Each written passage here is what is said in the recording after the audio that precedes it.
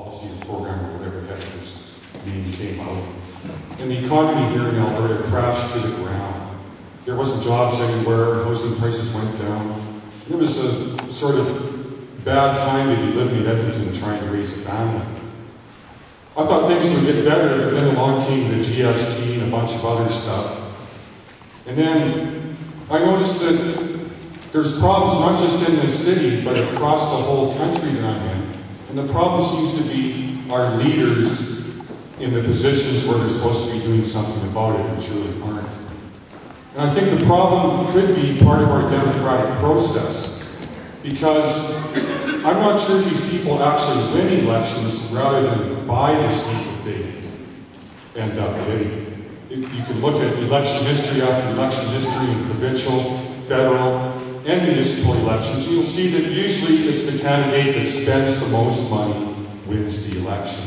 I don't know if this gives us the best person for the job or not. In my opinion, it looks like it doesn't, because you look at the city and you see pothole roads, you see schools like this that need to be upgraded a lot, they need more computers in them and stuff like that. There's nothing really being done for the environment at the top, at City Council. We had Kent City all summer that should have never been there in the first place. There's resources in this city that could have housed those people. It's just there was no leadership showing these issues to do so. And that's why I'm here running for Mayor of Edmonton, because I know I can offer this city leadership. I've lived in this city for almost 47 years. And it's sort of sad to see how you people keep voting in and not voting in stuff like $13,000 raises, higher taxes, taxes with user fees are going up 8% or something like that this year. I was here last election. I was here talking about these white elephant projects like $88 million art galleries that seem to come before the people in Kent City. I was here talking about all kinds of issues like that. If you remember Churchill Square, which was only $15 million, that was the big reason why Mr. Smith lost that last election.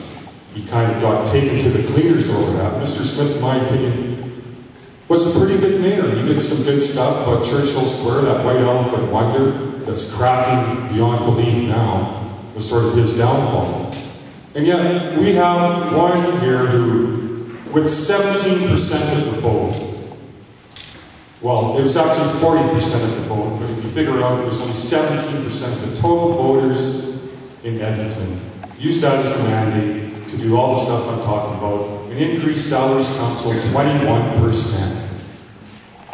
I don't know anywhere else where wages go up 21%, and it's sort of sad that stuff like this happens. Mayors, in my opinion, shouldn't be making close to $200,000.